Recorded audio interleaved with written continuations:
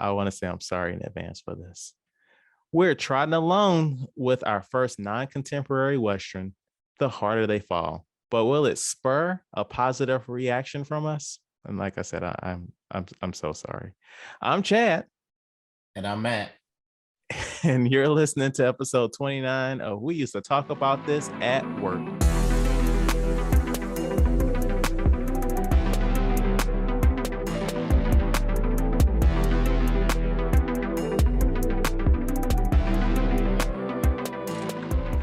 All right, Matt. So this feels very weird because it's just you and me in the studio this week. Like I can literally hear the echo as I speak. I don't like it. It feels weird just being me and you. Feels too intimate. It does. It does. Like I was looking at the playlist, not the playlist, the listing of episodes, and we haven't been solo since Black Widow, which is like episode like 12 or 13. I can see why. Why you said that? I guess because the people didn't like that, so they was like, "Nah, you need guests on your podcast to filter between us." I mean, we just been running, like hitting the ground running these last couple of episodes, just like making sure, like, no, we're not gonna be alone. But now look at us.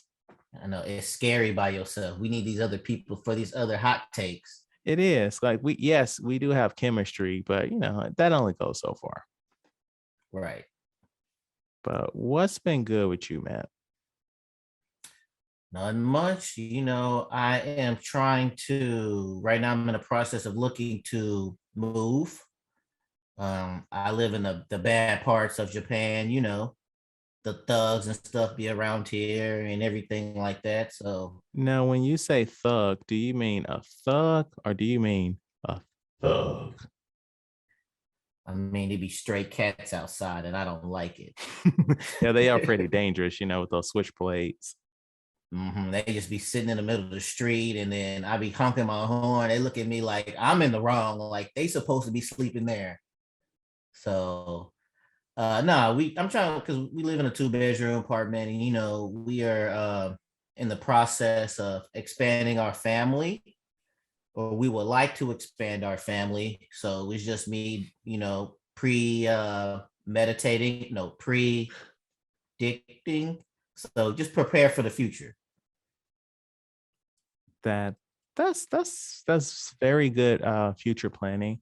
I remember a few many episodes ago you were talking about how they have cheap housing for residents of Japan. Are you looking into that program?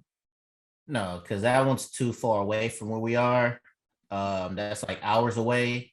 This is just going to be looking for I would like to get a house because the mortgage would be not mortgage. The rent of the house would be cheaper than the rent I'm paying for the apartment. The only problem with housing, as far as getting a house in Japan, they charge a shit ton for like what they call quote unquote a realtor's fee, and that's like $1,600 up front for realtor's fee, plus first and last month's rent, all that stuff, versus then you pay the rent. Interesting. But then long run, more room with a house, the yard, we can get a dog, maybe get one of these thug cats too, to add to the family. Make sure things are, running tip top. Okay. Well, good luck with you, man. Ideally, when do you hope that you will be in this house if things go well? I'm thinking by February. Okay. The process, because I'll have to move myself, everything. If not, then the same apartment I live in has 3-bedroom apartments. So it's all about availability and what can I find. So it's all about just seeing what's available. But I like to do it by February, March time frame. Okay. Well, good luck to you, man. I got 3 more years here. So at least these last 3 years have enough room for that, and maybe make my own podcast instead of doing this in the living room. Get like a podcast studio. I got you. Right. So maybe we can start putting more videos out. Or any videos out. or any videos out. We actually do need to do more episodes, you and me, so that we can create like content. Yeah, our YouTube count is definitely not where it needs to be at. And then I just put the fault on us. No, it is. It's all on us. So before we get into like additional topics, I do want to talk about a topic of my own. Chris Pratt is Garfield. I would like to discuss this. All right, go ahead. So we heard that Chris Pratt was going to be Mario a few weeks ago. And I was like, absolutely not. I do not support any of this in any way, shape, or form. But then the news came out that Chris Pratt was going to be Garfield. And I was like, I'm actually okay with this. Like his All right, late. let's go back. So you not wanting him to be Mario because you don't think he sounds like the video game Mario? Or what part do you didn't like about him playing Mario? It's just his delivery. Hey, it's not like he's a voice actor, you know? So he's like a regular actor and they tend to just use their own voice. And granted, in this moment, I can't tell you who I feel like would be a better Mario. I don't really hear like laid back Chris Pratt Star-Lord as Mario. But I can hear laid back Chris Pratt as Garfield because Garfield's a really chill individual, you know? Garfield don't care about anything. Right. Just lasagna. And hating Mondays. Yes. So I feel like that would be, excuse the pun, that I hope not to be doing this too much this week. Sorry, this episode. But that seems up Chris Pratt's alley. Okay. Why are they still recycling Garfield? Now I think about it. Is that a thing that we need to rehash? I think it's a copyright thing. No. I mean, just Who's like the other they's cat? making smirk. Oh, Heathcliff. What they do Heathcliff? Is anybody clamoring for Heathcliff properties? I am now. Heathcliff, no one should terrorize a neighborhood. We don't need to rehash that. I never knew the theme song of that of that show. What were you I've watching seen as a it. kid? I've seen it. I love doing Heathcliff start beating people up. I love that, but I've never seen the show. Sorry, I don't remember the theme song, but I've seen it. Oh, no, I know it's my stupid brain. Certain things stay into this. It's a lot of cartoon theme songs. Yeah.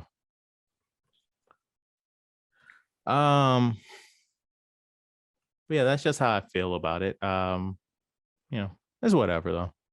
I mean, I'll see Mario. I'll be there opening weekend for Mario. Look at you hating on Chris Pratt. Now you're about to support him. They're forcing my hand to support him, but yeah. You know, it might be good. People were upset about, all this stuff, different stuff until we see it, that it might actually be good. Right. No, I mean, I have high hopes that the story is going to be solid. It's just I'm talking about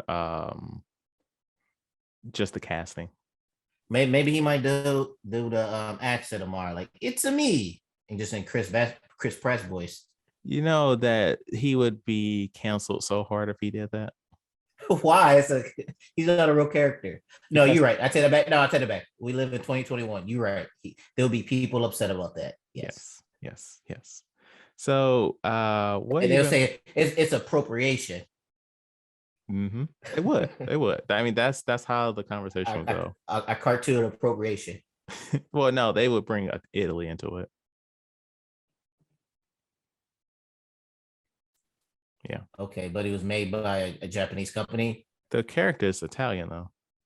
Right. But I'm saying, like, so wait, if who's an Italian actor off the top of your head? No. I can't tell you. I don't know. Okay. Actor A. If actor A was Italian and he was like, it's a me, Mario, would you think people have a problem with it?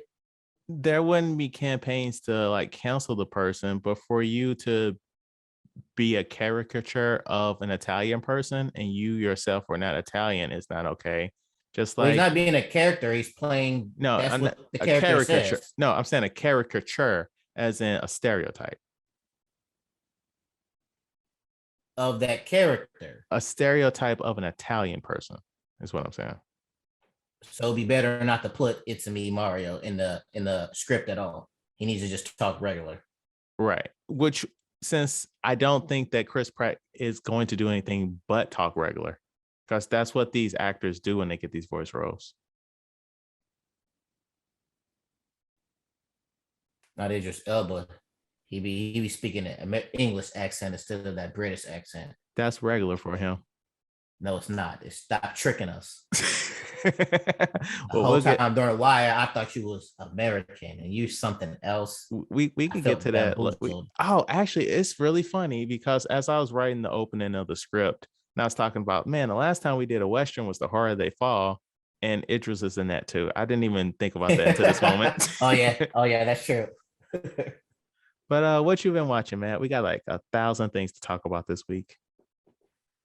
I've had a lot of time for anything too crazy like I normally do, but one thing you mentioned it on last week's episode, and I like to co-sign it. I watched Army of Thieves on Netflix, the prequel to Army of the Dead, and I don't want to be that person, but I'm about to be that person where before I talk about the actual movie, I just want to say there's a person in this movie, and I've seen her in other movies before. She was in Fast and Furious franchise and everything else, and I've always seen her, never noticed it. But for some reason, now, how do you pronounce her name? I was gonna make sure I say it right. Natalie Emmanuel. Natalie Emmanuel. I don't know why, but her beauty stuck out so much more to me in this movie, and I was just like, she is so beautiful. I was like, have I seen her anything? I looked her up. I'm like, she's been on those movies. I was like, oh yeah, she was Fast and Furious movie. She's been with Ludacris character, but I don't know. But for some reason, that beauty just resonated through the screen for me. I agree. She is an extremely beautiful woman. So there's 2 women in the movie. Well, there's 3 technically, because one of the cops is a woman. But there's 2 thieves on the team, 2 females on the team. You got Natalie Emmanuel and then Rubio Fee, who plays Karina. And I thought Karina was cute too. Like I agree. There was a scene where she asked Ludwig if he wanted to make out, and he was like, "No, I want to Natalie though." But I was like, my guy, what? My guy, can you see? Do you have eyes? Right. Yeah, I understand you sometimes you might want I can't think of a good analogy, but no, I agree with you. No, I do it. I would do it. I'm sorry if this is offensive. Sometimes you want a steak, but you don't have the capacity to get a steak, so you got to get a burger. Right. When a McDonald's Happy Meal is presented in front of you and you hungry, you take that, even though deep down inside you might want a steak. Eat now. You can also eat later on. Exactly. But with that being said, overall, I really enjoyed the movie. Just even if like you've never seen Army of the Dead, it does a great job of explaining everything. It's a prequel. Yeah, I highly recommend it. It was great. The lock. I like the mechanics of it when they played it where he's trying to lock it and they zoom inside the safe to show the mechanics moving as he does it. Mm-hmm. The plot was good, storyline was good, even though you knew the outcome. Yeah, I mean it's basically Army of the Dead, but without zombies. Right. And also like it prelude. All right, never mind. This is my recommendation, so I don't give a I mean it happens before Army of the Dead. So yeah, so I won't I'll leave it as that. But yeah. So I heard you finally caught up to watching Candyman. What was your thoughts? So I actually watched it last week, but I forgot to put it on the outline, so I forgot to talk about it. I didn't like it, honestly. I felt like they did one thing where they're like, okay, so Candyman is an idea. Candyman is not necessarily the Candyman from the 90s movie. Candyman is what it needs to be at this time. But they were also like, Candyman is going to go out here and kill people that gentrified the neighborhood. But also, Candyman is going to go over here and kill random black children. But also, Candyman is going to go over here and just kill random people. And I'm like, can you make up your mind what you want Candyman to be in this version of the story? That's also, you're making it be connected to the first one just for nostalgia's sake. So I feel like they were trying to do a lot of things. I agree. Where they wanted it to be like the plot of the movie wanted to be about gentrification and against the black man, which would have been fine. But then you can't have him killing the black kids and everybody who says Candyman because that defeats the whole purpose of uh he's getting back against the white man. Right. So it's like you had two stories into one to where you had the concept of Candyman, but then you're like, no, I want to tell this story about the justification and everything else like that, but forgetting about how anybody can get it from Candyman. So that's where they messed up at. I agree. So I finished Only Murderers in the Building. And so first off, I want to say the show is called Only Murders in the Building. And there's a funny joke where somebody at the end of the season finale is going to make like a knockoff version of their podcast called Only Murderers in the Building. So a stupid little play on words. Mm-hmm. It's good. Like the last time on the last episode, I mentioned how like you never heard any of the podcasts, and I like that. And then I came back to listen to episode 6, and it opens with somebody listening to the podcast, and you heard what was on the podcast. And I was like, oh, okay. You spoke too soon, right? But it's good. Like it's got a lot of twists and turns, and it's like I suspected one person of being involved, and that wasn't at all what happened. And I was like, oh, that was a good turnaround there. It's a good show. I highly recommend anybody to check it out. And what streaming service is on for the listeners? It's on Hulu. Okay. And so I got out to the movie theater and I caught 2 movies this week. The first one is The French Dispatch. It's the new Wes Anderson movie. And it's fun. So apparently The French Dispatch was an actual like satellite magazine type thing for a newspaper in Kansas. So they were in France, and they, write stories about France and then send them to Kansas, so people in Kansas could read about these stories. And so the movie is cut up in segments like of the issue that they're editing. So I think it's like 4 or 5 parts to it. And so like you'll have like the opening, and it says, oh yeah, this is like a tour of France written by whoever. And it's like pages like 5 to 7 in the book. So, it's cool. It's a good movie. It's fun. Funny at parts. You really feel it in your hearts on some of the stories. My biggest complaint about it, and this is my whole thing, like I'm just becoming an old man and I don't like the pleasures of things that young men like, or young people, I should say. But they're like out of nowhere, like there's nudity in the movie. And I'm like, why did we need to do this? Because it's a French movie, and French is known for having nudity in movies. It's not a French movie. It's set in France, but yeah. I'm just trying to, help them out.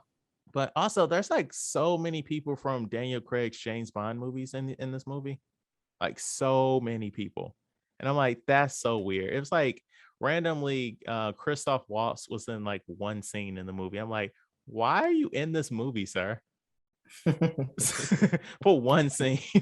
So it's like 5 or 6 people from Daniel Craig's James Bond movies, like his whole run in the movie. And I'm like, that's really weird. But it was a lot of fun. And then the other one I saw is called Last Night in Soho. Are you familiar with Edgar Wright? He directed Scott Pilgrim versus the World. Okay, I've seen it. He also did Shaun of the Dead and Hot Fuzz, Baby I've Driver. seen. Yeah, I've seen it. So he did this one. So this movie is set now and also in the 60s. And now a young woman, she lived in the countryside of England and she's moved into London to go to school to be a fashion designer. And she also is sensitive, so she can see ghosts and stuff. And Hmm. so she moves into a house, like rents a room from a lady. And when she goes to sleep, she is like astral projected to the past to a woman that stayed in that room back in the 60s. And she kind of like follows her nights and eventually to the point where she sees her being murdered. And so, like, it slowly starts to turn her crazy. And the story is really good. It's a good mystery. Like she's trying to uncover who did it and to take them down. But what I have to say is like visually, like visually it may not be. Technically, the movie's amazing. Like with the effects, because like some of the effects you can tell they did them in camera, and some of them are like CG, but it's not the CG that you can tell is CG. So like there's times where like, oh, your girl is in it, Anna Taylor Joy, Queen's Gambit. Oh, oh, she. All right, you should have let off with that. Well, okay. Cause when I do this, I don't make notes. It's just I'm going off the top right now. So like there are scenes where like the girl in present day, she's like in the mirror looking at Anna Taylor Joy. So like Anna Taylor Joy's looking at the mirror, and instead of seeing Anna Taylor Joy's reflection, you see the girl in the present day. And then like there's times where they switch off, and it's like characters are talking to Anna Taylor Joy, but then they're also talking to the girl from London. And there's this really cool dancing scene where where Anna Taylor Joy's dancing with somebody, and then like it's all one take, and like he'll like twirl her like out of frame, and then when he pulls her back in, the other girl comes back in frame, and they kept doing that back and forth. Like it's so cool the different ways in which they like play with that. Like Anna Taylor Joy is walking down some steps, and like instead of there being a wall, it's all glass, and they're both walking down the steps like in sync. But instead of Anna Taylor Joy's reflection, you're seeing an old girl. Like it is so cool just to see Okay. the different ways that they do that. And the mystery is pretty cool. Like when you find out who did it, you're like, oh, all this was right in front of my face the whole time. So Got you. Okay. So now I'll highly, be checking out. I highly recommend it. And 20 minutes in, we're about to do this review. In and out, just the way I like it. Yeah. All right. Uh, well, now we got time, a little time to kill, so we can, if you want to edit this, we can edit this shit out. Okay. Me and you didn't talk about this, but I'm saying, what's your thoughts about the whole Rush shooting thing? The what? The Rush shooting, What rush shooting? the Alec Baldwin set Oh, shooting. oh, okay. I'm sorry. Like I didn't know what yeah, sorry. Um, it's unfortunate. Um, like to what degree do you want me to share my thoughts? Anything? Anything? It's really unfortunate. It's like it's really sad that we are still having gun issues on sets. Like you remember Brandon Lee? Yeah. Like it's really unfortunate like that still having these issues. Um I don't agree with people going after Alec Baldwin saying it was malicious that the actor Alec Baldwin, is responsible for this. But I do feel like the executive producer on this movie, Alec Baldwin, should be at fault. And why do you say that? If you're an executive producer of a movie, you're like a supervisor. And Oh, they you mean have, like, oh, okay, I see what you say. Overall responsible, not, you know, um, attention, not what's the word I'm looking for? You're like, when okay, I understand you're overall responsible because you're the one who's in charge, but not responsible and like you did or did not do something. right.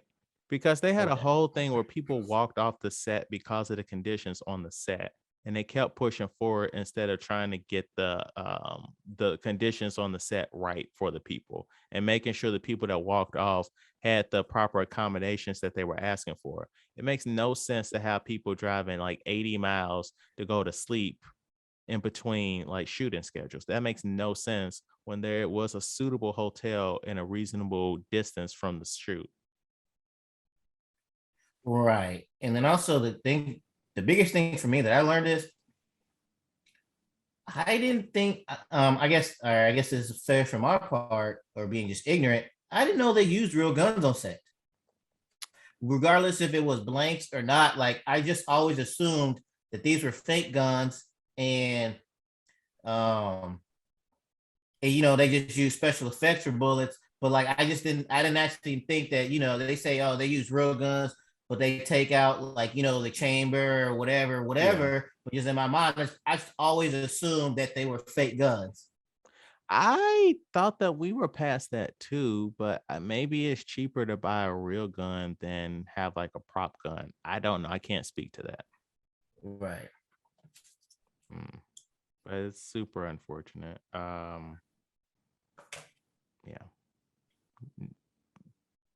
That it's shitty. Yes, it's a fucked up situation.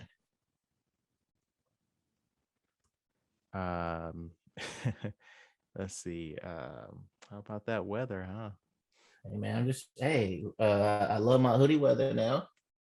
Yeah, I wore a hoodie twice this week. Yeah, Friday was perfect because it wasn't that tricky weather where around noon it gets hotter. Mm-hmm. Nah, it stayed windy this whole time. I rocked that hoodie all day long, so hopefully it stays like that. Reasonable. All right, man. I got my birthday coming up, but I don't know what I want to do. I'm like, am I still? Cause I'll be turning 38. No, 37. Yeah. I'm like, so I'll be turning 35. Yeah, so I'm like, am I still at the age where like, I want to throw a party or drink or something? Or I'm like, I don't really care about anything and I don't want to do nothing. Cause like part of me, I'm at a time where like I feel different about birthday parties. I'm like, oh, it's your birthday party. You should get your friends. Now I'm like,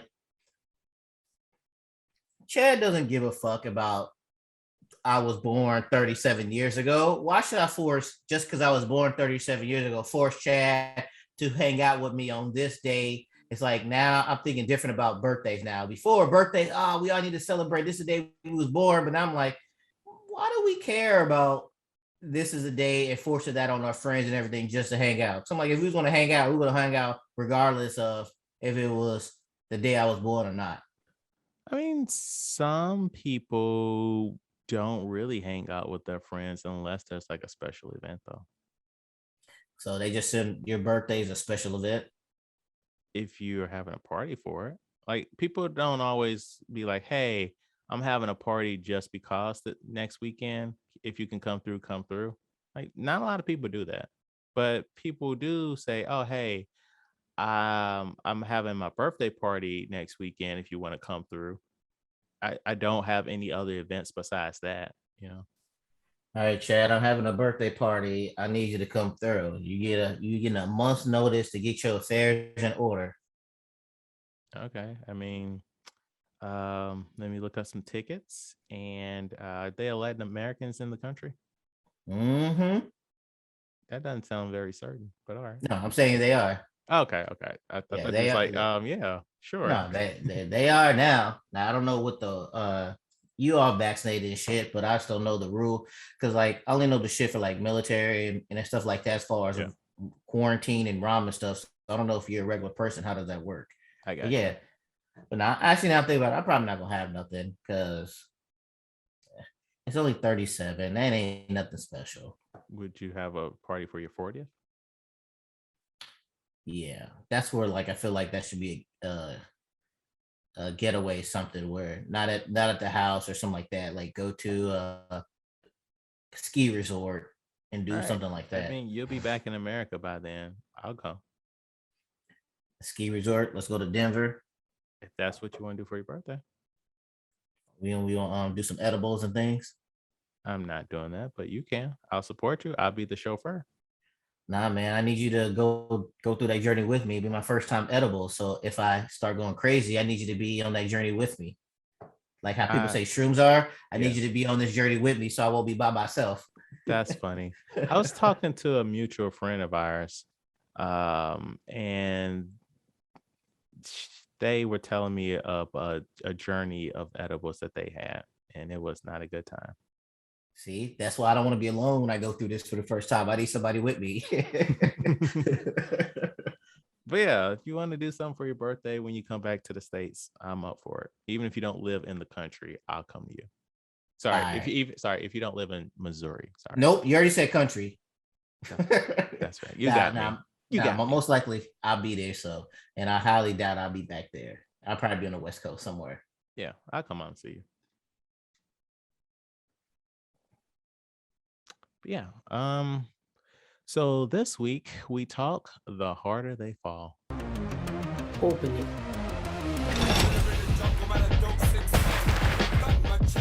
Please.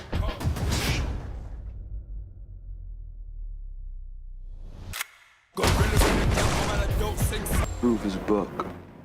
Man, old devil, this gonna be Buck's last day amongst the living. What exactly he do to you? Call it a professional robbery. I know who you are. That love, outlaw, hunts down those who trespass against him with no mercy. Where is he? Where is who? Your boss? My boss. Clearly, you don't know me. I don't particularly enjoy violence. That being said, you are currently in company of extremely violent individuals. Jump, mother. The movie primarily follows Nat Love and Idris Elba's Rufus Buck. We open with Rufus Buck killing Nat's parents in front of him as a child, then jumping to years later when Nat is an adult, consumed with revenge, hunting the members of Idris's gang. Feeling like he has done as much as he could towards that goal, he goes to see his former love interest, Mary Fields, to try and rekindle their relationship that has been ruined by his lust for revenge. Things are somewhat on track for reconciliation until the two members of Nat's former gang inform him that they robbed a group of people that stole money intended for Rufus Buck, who is about to be broken out of prison.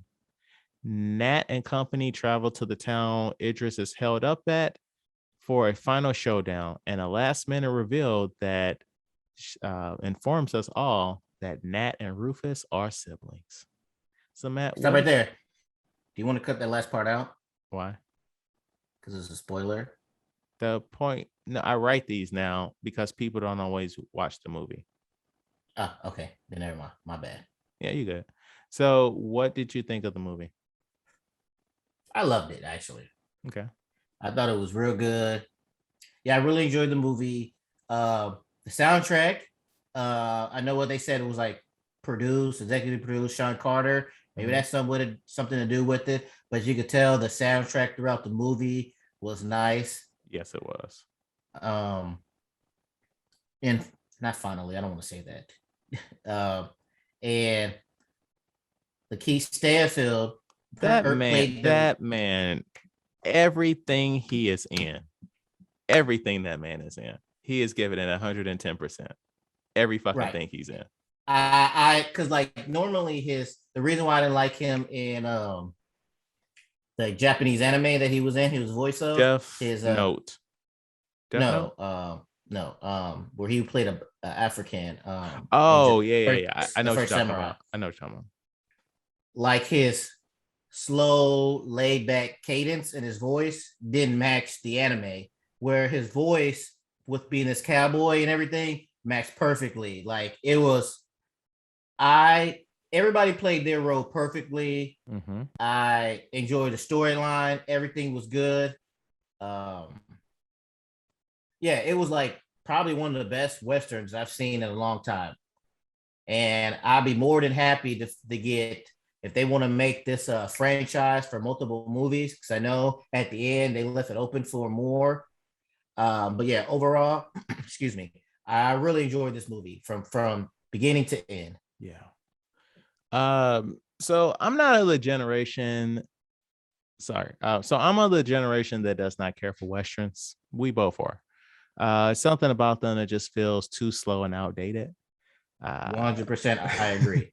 But there are a few that I like. I'm not sure if you've seen them. 310 to Yuma and The Unforgiven. Have you seen any of those? I've seen Unforgiven. Okay. Yeah. But overall, this isn't really a genre like I flock to. But when I saw the trailer for this movie, I was impressed by the style and the cast. And those two things did not disappoint once I saw the actual movie.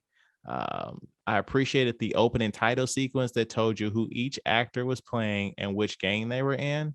The train breakout scene was extremely cool. And I really liked the shot of the two gunslingers when they were talking, when they were finally about the showdown. And then like the camera was overhead and their shadows were like cast out so far. And like all you could see were their shadows as they were talking. I thought that was super cool. Be that as it may, while I did really enjoy the movie, I did not care for the length. So when we got to the point where Nat Love and Idris finally met, I'm like, oh, snap, we're about to have a showdown of a lifetime here. And then I looked at the clock and we were 90 minutes into the movie and there was a whole other hour left. And Idris Elba sends Nat Love on a side quest before he even has the privilege of fighting this man. And I'm like, what is happening here? Why is the movie doing this? It did seem like them doing that was like a side quest in a game. Yeah. Like you just got to go there, do this real quick, and then come back to us to where it was like, okay, you robbed the bank in the white folk town. All right, and then you go back, and then like that has no other consequence in the movie. It's just like we just need you to do this real quick and come back. Right. It's like, yeah, right. When you're playing the game, you're like, shit, I should have, they said that side quest was optional, but it really wasn't optional. So right. Shit. But overall, I really enjoyed the movie though. I would recommend it to anybody to see. It was a good time. Yeah, and I was also surprised about the sheriff mayor before it just got there. Deion Cole. Right. I was like, because I know him from Blackish as a comedian, and he's playing this gold teeth, hard ass cowboy. I was surprised. I was like, okay, Deion, do your thing. I loved him in that first scene when he eating that steak and he like, I'm a sinister motherfucker too. And I was like, I felt that. I was like, okay, sir. Okay. And then he looked up and he was talking to himself. Right. He was just monologuing, prepare it. it didn't go like that. It never go the way you think it's about to go in your head. Right. But yeah. Also, another thing is I really liked his Jim on there, played by CJ Seiler. He was the one with the quick draw guns. I really liked him throughout the thing. We just saw him in Power Rangers. Right. That's what I'm saying. Like when I was like, ain't that Billy? Yeah, I really liked his character, but I could tell he was gonna die.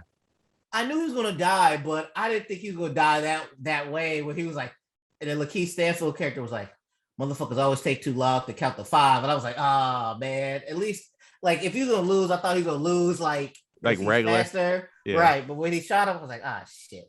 But they also really illustrated he cheats, like when he shot old dude in the back. Yeah.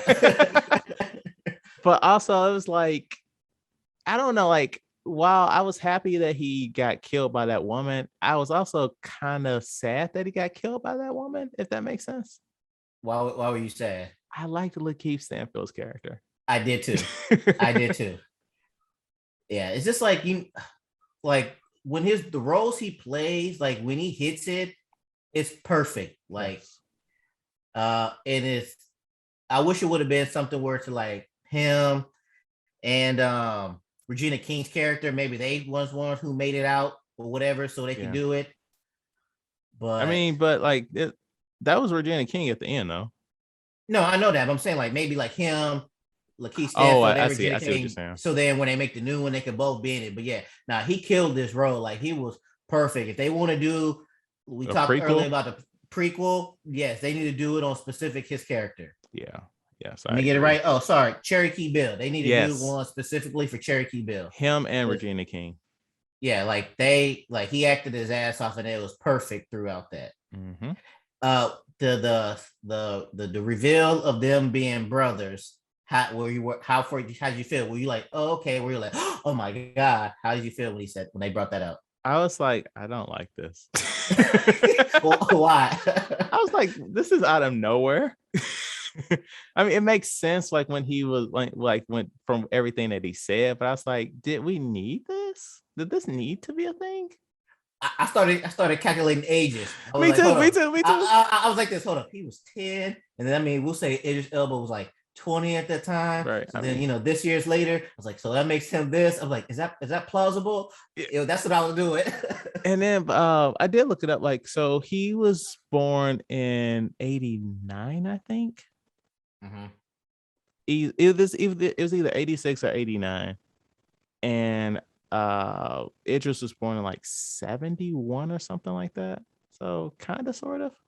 Oh, so that means he was early 20s when he basically marked his brother. Right. Okay. Yeah. All right, that makes sense, I guess. Yeah. But I was like, when he said that, I was like, okay. Did this need to be? I mean, a nice little plot twist. It didn't change the outcome of anything. Not really. I mean, he still did what he needed to do. Like, even if we didn't have the information, we still got to where we needed to go. Right. Yeah. All right. Did you want to do trivia stuff? Let's rock and roll. All right. Harder They Fall. Rotten Tomatoes. What do you think? I will give it a high number. We'll say 80%. 86 with a 93% audience score. Good. So we can do this trivia. All right. So Idris Elba, Zazie Beetz, Jonathan Major, and Eddie Gaelke, Bill Pickett have all played roles based on Marvel characters. Which one of the four has played two different Marvel characters? All right. So 80%. Eddie played in X-Men. Mm-hmm. Zaza played in, was it Hulk? Too old. Zaza, and then what was the other character? Idris Elba. Jonathan Majors, the main guy. Yeah. Jonathan Majors. He played the thing in the new stuff with Loki. He's the Kang. Right. So just between those three, so we got Jonathan Majors, Zaza, and Eddie. Mm-hmm. Those are choices. And Idris, yeah. Idris, of course, played in Loki. I mean, Thor. Did he play anything else in Marvel? No, I'm not saying that. I'm not saying the MCU. I'm just saying Marvel. I vote Idris. You're right. He was in Ghost Rider 2. I do not remember this at all. I didn't even see that. Or 1. Yeah, I seen 1. I didn't see 2. So he was in Ghost Rider 2 and the Thor movies as Heimdall. Zazie was Domino in Deadpool 2. That's what I'm thinking of. Yeah. Jonathan Majors was Kang in Loki. And then Eddie was Darwin in X-Men First Class. Yes. So Bass Reeves was the first Black U.S. Marshal west of the Mississippi. He was also the inspiration for the Lone Ranger. And lastly, Nat Love was a real cowboy in the Old West. And he wrote an autobiography called The Life and Adventures of Nat Love, a true story of slavery days. It was published in 1907. Have you seen the Watchmen TV show? No. All right, that's something I'm gonna have to get you on because they actually bring that up about who Bass Reeves was and all that stuff. So I thought that was pretty cool. Yeah. Oh, and that was okay. Played by Delroy Relindo. Okay. Also, did you know he's British? Really? Uh-huh. Nah, I did not know that. See, they sneaky, Chad. See, You they don't like have to to come tell in me. here, use that American accent. That's how we know them for sneaky. You do not have to tell me. And also, like, side note, why ain't Regina King in more shit? I know she's doing a lot of producing and stuff like that, but like as an actress in like the last like 5-10 years, why she ain't in more shit? She's always good in everything she's in. Well, I agree. She is fucking queen. She's funny enough, she was in Watchmen. Oh, but also like she directs a decent amount. And yeah. I know when she do a lot of behind the scenes stuff. when I saw that she was in this movie, I was kind of sad that she didn't direct it. Because it was like, this is the kind of high profile stuff you need. Like, I'm not saying she needs anything. Like, I know she's got Emmys. I don't know if she has Oscars. Like, she's got awards, she's got accolades. But I'm like, it'd be so cool if she like directed like a big cool action movie like this. Oh yeah, sure. She got Academy Award, Golden Globe, and 4 Emmys. Okay. Yeah. But like once you see these actors that you used to know and you see them in something again, you be like, oh, they're so good.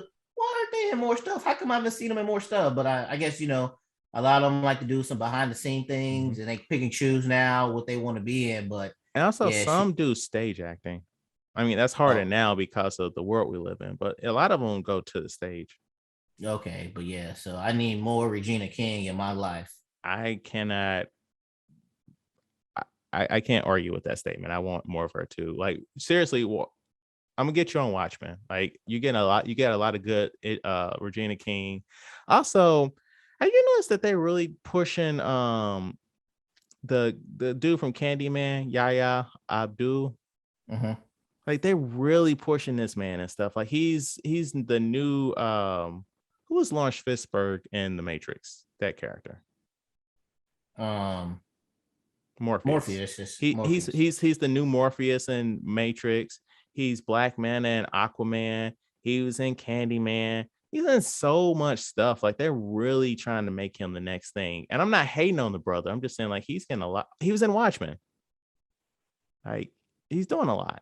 I'm not saying that. Oh yeah, what else was he? He was in something else too recently. Us. That's what I'm thinking of. He was in Us. He was? Yeah. Who was he in Us? He was a daddy. No, that was Winston Duke. Hold up. Let me pull it up real quick. There was Winston Duke and he was he was in it. He was Wayland. Who the hell is that? Oh, he was the dad. He was her dad.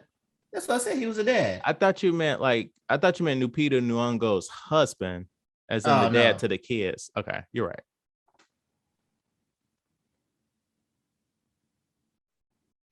Oh yeah, because I'm looking at it, and yeah, so he goes from Get Out, Aquaman. He's in the new Mad Max, Us, the new Aquaman, The Trial of Chicago 7, Watchmen, Candyman, and The Matrix Resurrection. So yeah, he's I guess once they found the guy they liked, they was like, oh, he the dude. We about to push him in everything. Right. I mean, no shade. Absolutely no shade. I support everybody black like Issa Rae. Well, Chad does not fully endorse that statement. Do not cancel Chad when you cancel Matt. Nah, it's whatever. They didn't cancel Issa. That's true. Or did they? Did they try? Nah. You can't cancel Issa Rae. No, you can't. You can't. She a fucking queen. Yeah. All right, let's get out of here, Matt. Thank you so much for listening. Please rate, like, and review our podcast on your platform of choice. If you have any feedback, please email us at weusedtotalkpod@gmail.com. Like our Facebook page, We Used to Talk About This at Work, and follow us on Twitter and Instagram at We Used to Talk Pod. Come back next week when we review Red Notice, starring The Rock, Gal Gadot, and Ryan Reynolds. I don't know if this was a good episode. I don't know if this was a bad episode, but whatever you think about it, talk about it at work. Thank you for listening. Also, before we go, I just want to say rest in power, rest in peace. I had a friend who passed away a couple weeks ago. Rest in power, Jeremy Franks. Thank you. Did you want to actually? Okay. Nah, because I was gonna be in my feelings, and if I did anything, so I was like, let me just I should have put on there last week, but I just watched his they live streamed his wake and funeral and stuff. So I was like, I was gonna make something at the end or whatever, because I didn't want to make it a whole thing. I got you. I just wanted to put something in there. I got you.